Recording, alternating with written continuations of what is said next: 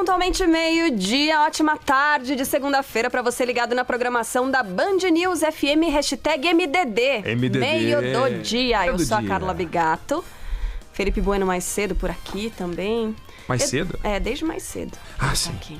E o Eduardo Aineg. Que acaba de chegar. Acaba não, eu cheguei só uns 3 minutos. Ficamos aqui conversando um bocadinho, mas eu vou ficar aqui até as 2 horas da tarde, daqui ninguém me tira. Eu tô com a dupla mais admirada do rádio brasileiro, ela, Carla Bigato, e ele, Felipe Bronzeado Bueno, que nos dá um... Salve! Queimadinho. Não na firma. A firma todo mundo gosta dele, querido, não tá nem um pouco queimado, não é disso que eu tô falando. Solidariedade, porque sabe que semana passada... Solidariedade. Semana passada você apareceu aqui queimado, mas ouviu ao longo de horas e horas e horas broncas de uma certa pessoa aqui. Sim, Carla. Aliás, eu vou te dizer uma coisa. Não contei pra Carla ainda. Cheguei pra almoçar com a minha mãe ontem. Ela olhou. Você tomou sol, você tá queimado, você vai tomar bronca da Carla Bigato. Ah, mentira. Não é que a minha mãe me deu bronca. Ela falou, você vai tomar bronca da Carla Bigato. Gente, em 2019, com 44 anos... Tomando bronca da Carla Bigato. Mas a gente vai tomar... Mas eu tenho 55, então bronca da Carla Bigato. Então, meu, você tá frito. Mais 11 anos de bronca. É sério. Tô frito. Foi um alerta. Quando for, vocês vão perceber. Não foi?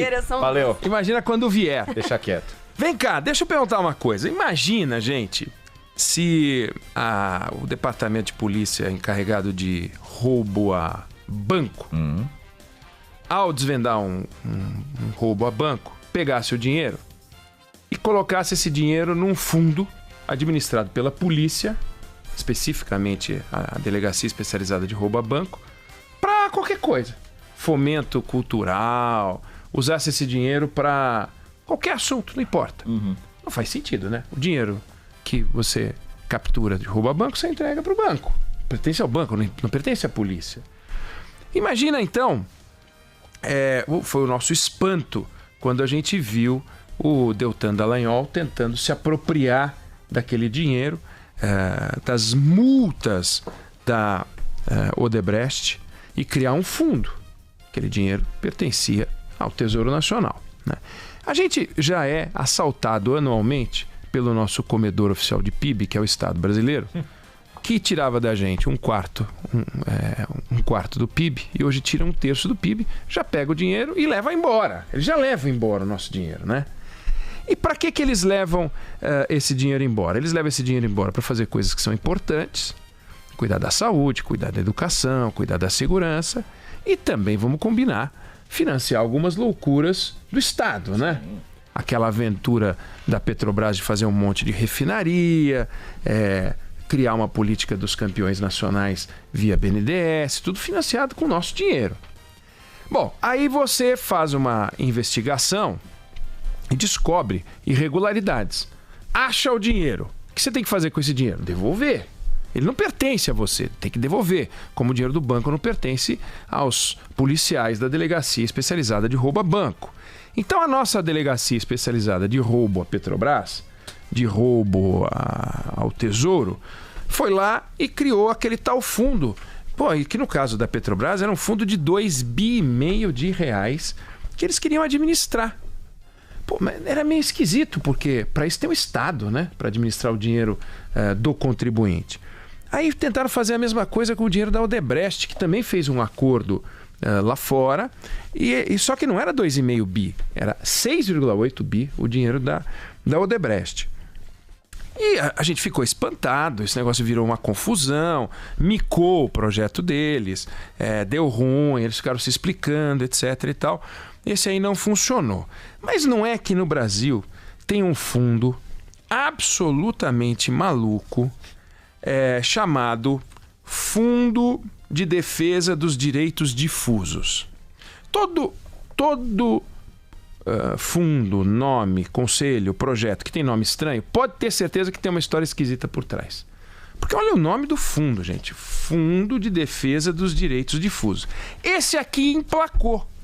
Aqueles lá não emplacaram. Esse aqui emplacou. Ele foi criado por lei na década de 90. E qual é a lógica desse fundo? Ele pega as multas do CAD, né? O conselho que monitora a concorrência e que é ligado ao Ministério da Justiça, e que quando uma empresa comete um delito qualquer, uma irregularidade qualquer, ou toma uma multa do CAD, esse dinheiro é recolhido e aí o dinheiro vai engordar este tal fundo que eu sempre preciso olhar o nome, Fundo de Defesa dos Direitos Difusos. Aí esse Fundo de Defesa dos Direitos Difusos, o que ele faz? Ele tem um grupo, um conselho gestor, que é formado pelo Ministério do Meio Ambiente, olha que coisa bizarra, pelo Ministério da Saúde, pela Fazenda, pela Cultura, pela Secretaria do Direito Econômico, CAD mesmo, Ministério Público, o Ministério Público Federal. Tá lá o Ministério Público Federal de novo, olha que bacana. Então, olha que interessante, em vez de você pegar a multa que o CAD dá, entregar para o Tesouro Nacional, que é o único destino correto para o dinheiro que pertence a nós e é administrado por qualquer ente público, eles direcionam esse dinheiro para o fundo. Aí o que o fundo faz? O fundo pega e analisa projetos.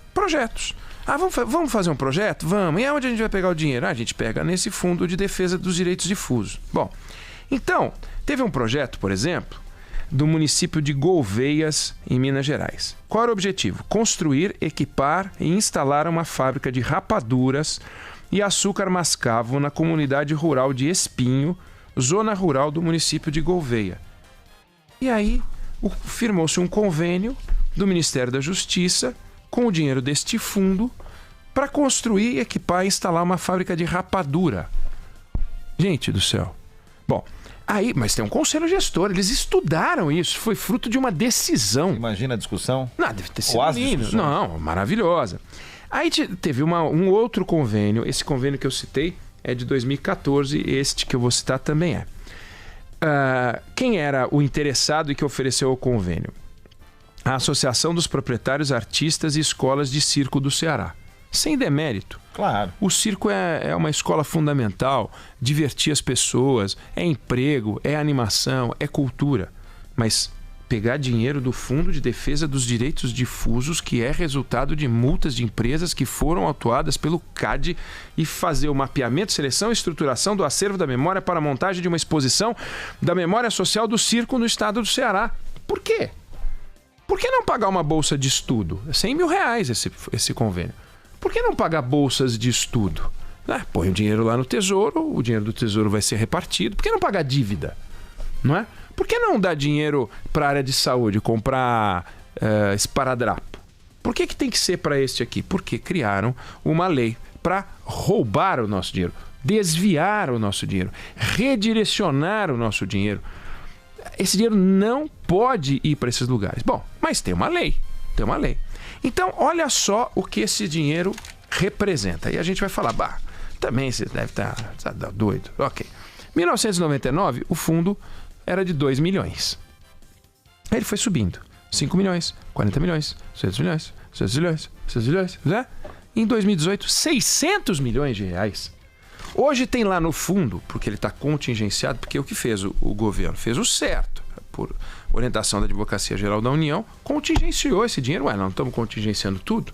Não estamos tirando dinheiro do rancho dos soldados do Ministério da Defesa? Não estamos tirando dinheiro das bolsas de estudo? Não estamos cortando dinheiro de todos os lugares? Contingenciou. Tem 2,5 bi de reais. 2,5 bi de reais. Exatamente o tamanho daquele fundo da Petrobras que o Dallagnol queria pegar para ele, para a turma dele, para administrar. Bom, essa grana financiou esses projetos que eu falei, financiou, por exemplo, um projeto do Banco Central para desenvolver material didático sobre educação financeira, fazer um tratamento de resíduo sólido. Que diabo o Ministério da Justiça tem a ver com tratamento de resíduo sólido? Isso é uma disfunção, uma distorção. Por trás está o ministro Sérgio Moro. Numa das reuniões recentes desse fundo, você vê a reunião, todos lá reunidinhos, e está lá no fundinho do fundo, o nosso ministro Sérgio Moro louco para abocanhar essa grana e pegar esse dinheiro e dar um destino, como os amigos dele tentaram dar um destino para aqueles fundos e que não vingou, não deu certo, deu ruim. Agora, o que isso mostra?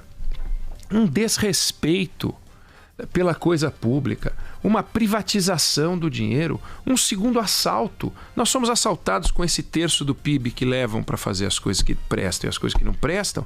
E aí alguém vai lá, se organiza, consegue aprovar um jeito de arrancar uma grana e privatizar esse dinheiro. Qual a diferença entre isso e o que fez o Joesley ao receber dinheiro do BNDES? Isso aqui é uma política de campeões nacionais do Estado. Os campeões nacionais são os integrantes do Ministério Público, esse conselho gestor, esse fundo de defesa dos direitos difusos. Fundo de defesa dos direitos difusos. Tem um conselho federal gestor do Fundo de Defesa dos Direitos Difusos, que aprova projetos apresentados.